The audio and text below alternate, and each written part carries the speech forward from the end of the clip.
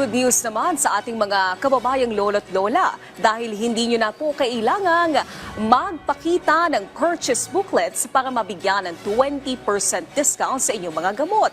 Ito'y sa bisa ng administrative order na nilagdaan ni Health Secretary Teodoro Herbosa.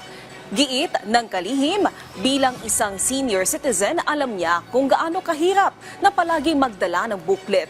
At para maibsan ang pasanin na ito ng ating mga lolo't lola, inaalis na ang requirement na ito para matiyak na ma-e-enjoy nyo pa ang inyong diskwento.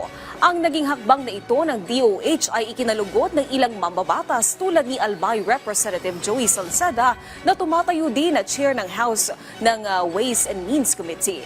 Giit ng mambabatas dahil sa booklet requirement, may mga senior citizen ang hindi nabibigyan ng diskwento at VAT-free treatment, kaya't una nila itong hiniling sa pagdinig sa Kamara para sa kapakanan ng mga senior citizens, PWDs at solo parents.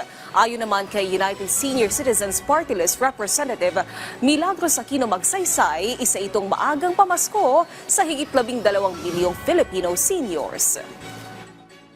Simple po yung ating ginawa, ngunit na tuklasan nga po ng DOH, malalim nga po yung pinanggagalingan. Yung kalaliman nito ay ibig sabihin, doon sa batas, tinignan po ng Department of Health ang Expanded Senior Citizens Act ng ating batas. No? At ang nakasulat dito ay para doon sa diskwento ng medisina.